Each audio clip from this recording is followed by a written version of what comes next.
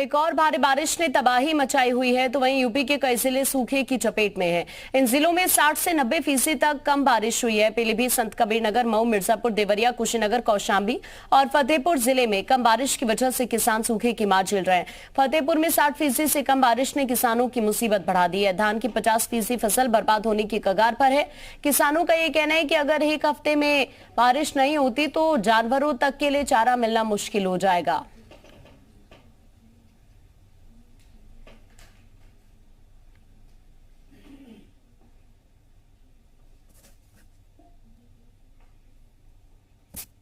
ये धान दीमक लग जा रहा है, ये खराब हो जा रही है। धान लगाने के बाद दीमक लग जाता है और कीड़े भी लग जाते हैं तो धान सूख जाता है।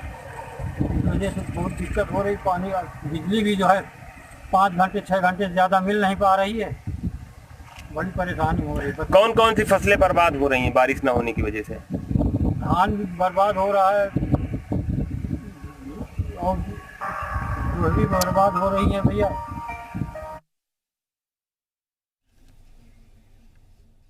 क्या बारिश साहब नहीं होगा बारिश तो फिर फायदा क्या होगा? किसान मर जाएगा।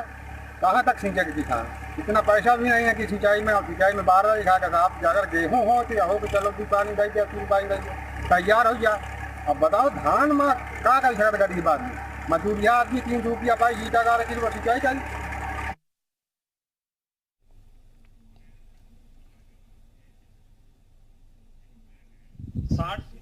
कम बारिश ने किसानों की नींद हराम कर दी है। इस वक्त हम एक धान के खेत पर मौजूद हैं और आपको इस बात का अंदाजा नहीं होगा कि धान के खेत में इतना पानी रहता है कि आप उस पर खड़े नहीं हो सकते हैं। आप इस समय देख सकते हैं ये धान का खेत है और यहाँ पे ये फसल लगी हुई है बाकायदा, लेकिन बारिश कम होने की वजह से इस फसल को पूरी तरीके से आप चौपट कह सकते हैं, क्योंकि इसके लिए जो जरूरी साधन है, जो सबसे ज्यादा महत्वपूर्ण चीज है वो है पानी। और पानी जो है इस बार बारिश ना के बराबर हुई। पूरे जिले में कमोबेश सूखे के हालात हैं, किसान परेशान है। खाद महंगी, बीज महंगा और सिंचाई महंगी और तो और विद्युत कटौती की वजह से भी किसानों की मुसीबतों में इजाफा हुआ है। आप देखिए ये खेत, देखिए ये धान का खेत है और हमारे साथ किसान भी मौजूद हैं, उनसे भी बात करेंगे। ये देखिए पूरी फसल किस तरीके से पूरी बर्बादी के कगार पर पहुंच गई है। देखिए आप, पूरी जमीन फट गई है, बड़े बड़े गड्ढे हो गए हैं। ये सिर्फ और सिर्फ बारिश ना होने की वजह से। लोगों के पास अपनी वैकल्पिक व्यवस्था भी होती है, लेकिन उनका कहना है कि जब तक बारिश नहीं होगी, ट्यूबवेल, समरसेबुल जो है उन्होंने पानी छोड़ दिया है और सिंचाई बहुत हद तक प्रभावित होती है। फतेहपुर से जी मीडिया के लिए अवनीश सिंह चौहान। और इस वक्त हमारे कुछ सहयोगी हमारे साथ जुड़ रहे हैं। संतोष श्रीवास्तव इस वक्त हमारे साथ हैं श्रावस्ती से, और साथ ही इस वक्त रामानुज देहरादून से हमारे साथ बने हुए हैं। प्रमोद गौड़ इस वक्त कुशीनगर से हमारे साथ हैं और इस वक्त अली मुक्तेदा कौशाम्बी से हमारे साथ जुड़े हुए हैं। एक एक करके सभी का रुख करते हैं और सबसे पहले आपको लिए चलते हैं रामानुज के पास। रामानुज, चूंकि अगर हम उत्तराखंड की बात करें तो वहां पर बारिश से हालात बेहाल हो चुके हैं, क्योंकि सड़कें टूट रही हैं, कई जगह पर बोल्डर्स गिरने की खबरें हैं, मलबा आ गया, नेशनल हाईवे बंद है। लेकिन दूसरी तरफ कहीं ना कहीं परेशानी आम लोगों के लिए भी ये सबसे ज्यादा है। अभी हालात आप क्या देख रहे हैं वहां पर? आकांक्षा, अगर पिछले 1.5 से 2 महीने के पूरे हालात को देखें तो उत्तराखंड में शायद ही कोई ऐसा दिन होगा जिस दिन बारिश नहीं हुई होगी, और इसमें राजधानी देहरादून भी शामिल है। लगातार बारिश का सिलसिला चल रहा है। आज भी सुबह से रुक रुक कर बारिश हो रही है देहरादून में, और इसी तरह से जो पूर्वानुमान है प्रदेश के 4 प्रमुख जिलों के लिए, जिसमें देहरादून, टिहरी और पौड़ी और साथ में ऊधम सिंह नगर शामिल है, तो यहाँ आगामी 2 से 3 दिनों में भारी बारिश कई स्थानों पर हो सकती है। उत्तराखंड में 2 तरह की परेशानियां भी देखने को मिली हैं। मैदानी क्षेत्रों में जहां किसानों के सामने बड़ी दिक्कतें आ रही हैं, चूँकि हरिद्वार और ऊधम सिंह नगर जैसे इलाकों में भारी बारिश हो रही है, तो वहीं पर्वतीय क्षेत्रों में खासतौर से जो ऊंचाई वाले इलाके हैं, चाहे वो उत्तरकाशी है या चमोली, इन इलाकों में सबसे ज़्यादा लैंडस्लाइड हो रही है, जिससे सड़कें बाधित हो रही हैं। और रोज़ाना उत्तराखंड में कम से कम 70 से 80 ऐसी ग्रामीण क्षेत्र की सड़कें होती हैं जो बाधित होती हैं और जिन्हें खोला जाता है, फिर से आवागमन शुरू होता है। एक तस्वीर है ये राजधानी देहरादून की, ये रिस्पना नदी की, इसमें पानी बहुत कम आता है। लेकिन आप इसकी तस्वीर देखकर अंदाज़ा लगा सकते हैं कि इस समय किस तरह से यहाँ पर जो जलधारा है वो बह रही है। तो इसी तरह से प्रदेश के अलग अलग इलाकों में, चाहे वो मैदानी क्षेत्र हैं या ऊंचाई वाले इलाके हैं, पिथौरागढ़, चंपावत, बागेश्वर, अल्मोड़ा, नैनीताल, उधम सिंह नगर, और अगर इधर देखते हैं कि उत्तरकाशी और साथ में रुद्रप्रयाग और चमोली जैसे ज़िले, इनमें लगातार बारिश हो रही है। तो इसी तरह से अभी 2 से 3 दिनों तक बारिश होने का पूर्वानुमान जारी किया गया है। प्रदेश सरकार की तरफ से 2 तरह के दिशा निर्देश हैं। एक तो जो श्रद्धालु सैलानी पर्यटक प्रदेश में आ रहे हैं, वो उनको सरकार ने कहा कि मौसम के अपडेट को देखकर वो अपनी यात्रा करें। दूसरा, जो नदी नालों के किनारे बस्तियां हैं, वहां पर अधिकारियों को चौकस रहने के निर्देश दिए गए हैं।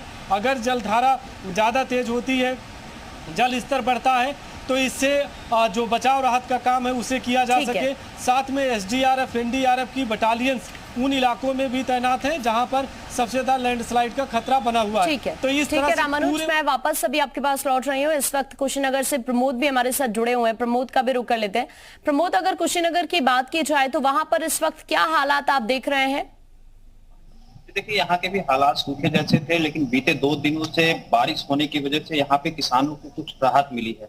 बात की जाए बरसात की, तो बरसात जिस हिसाब से होना चाहिए था वह उस हिसाब से बरसात हुई नहीं है। किसानों को अभी भी सिंचाई करनी पड़ रही है खेतों में, क्योंकि धान की फसल बोई गई है, इसमें पर्याप्त पानी की आवश्यकता होती है। गन्ने की फसल है, उसके लिए भी पानी की आवश्यकता होती है। ऐसे में जो बरसात 2 दिनों से हो रही है, यह नाकाफी है। ठीक है, संतोष श्रावस्ती की अगर बात करें तो वहां के हालात किस तरह के बने हुए हैं? क्योंकि बारिश ने कई इलाकों में किसानों के लिए परेशानी बढ़ा दी है, तो कई जगह ऐसी हैं जहां पर सूखे की वजह से किसान इस वक्त मार झेल रहे हैं। अगर श्रावस्ती की तस्वीर देखी जाए तो वहां से क्या अपडेट है? श्रावस्ती जिले की जो राप्ती नदी है वो उफान पर थी और आसपास के इलाकों में पानी ने काफी कहर बरपाया है। किसानों की मुश्किलें बढ़ा दी हैं, चाहे वो सड़क हो या खेत हो, सब सैलाब में नजर आ रहा है। वहीं बीती रात से हो रही बरसात में भी किसानों की मुश्किलें बढ़ा दी हैं। हमारे पीछे देखिए, ये खेत है, खेत में किस तरीके से पानी भरा हुआ है। इस तरीके से किसान पानी की मार झेलने को मजबूर है। तस्वीरें वहां से दिखाइए संतोष जरा, और जरा ये भी बताइए कि अभी वहां प्रशासन की तरफ से क्या कुछ स्टेप उठाया जा रहा है? जो किसानों को नुकसान हुआ है उसको लेकर क्या प्रशासन कह रहा है अभी? जी बिल्कुल, बता दें, जिस तरीके से पानी ने अपना कहर बरपाया है, प्रशासन पूरी तरह अलर्ट मोड पे है। डीएम कृतिका शर्मा ने सभी संबंधित एसडीएम को अलर्ट किया है। इसके साथ ही साथ सभी बाढ़ चौकियों को अलर्ट किया गया है। सभी अपनी अपनी चौकियों पे मुस्तैद हैं और जिस तरीके से मदद हो रही है वो कर रहे हैं। जिन गाँव में पानी चला गया है वहाँ के लोगों को निकाल कर बाढ़ चौकियों पर पहुँचाया जा रहा है। जी ठीक है, मैं वापस आपके पास लौट रही हूँ। इस वक्त अली भी हमारे साथ बने हुए कौशाम्बी से। अली मुक्तेदा, आपसे मैं जानना चाहूंगी कौशाम्बी के हालात किस तरह के हैं? क्योंकि यहाँ पर खबरें इस तरह की हैं कि सूखे की वजह से किसानों के सामने एक बड़ा संकट आन खड़ा हुआ है। अभी क्या हालात है वहां पर? जी बिल्कुल, आपको बता दें कि मौसम की मार यहाँ भी किसान झेल रहे हैं।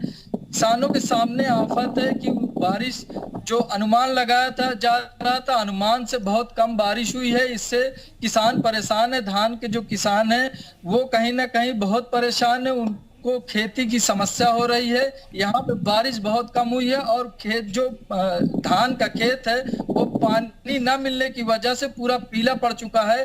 धान की खेत में बड़े बड़े सुराग नजर आने लगे हैं और धान पूरा पीला पड़ चुका है। और जमीन अगर सूखी हो जाती है तो इसमें दीमक भी लग जाते हैं, जिसकी वजह से किसान के चेहरे पर मायूसी छाई हुई है। वहीं दूसरी तरफ है कि यमुना और गंगा में पानी जो छोड़ा गया, इसकी वजह से बाढ़ भी आने की उम्मीद लगाई जा रही है। इसकी जिला प्रशासन ने बाढ़ चौकियां भी बनाई हैं और जो यमुना की तराई के इलाके हैं वहां पे जो किसान है वो मिर्चा और कद्दू की खेती करते हैं, जो पेठा बनाया जाता है उसकी खेती करते हैं, जिसमें कई एकड़ फसल डूब चुकी है और इससे वो बर्बाद हो चुके हैं। दूसरी तरफ अगर इधर की बात की जाए तो मौसम विभाग बार बार बता रहा है कि बारिश होगी, लेकिन बारिश नहीं हो रही है। बहुत से किसान अपने यहाँ सिंचाई कर जो समरसेबल से है पानी लगाते हैं, लेकिन बहुत से ठीक है, लोग मैं वापस अभी आपके पास लौट रही हूँ। एक बार फिर से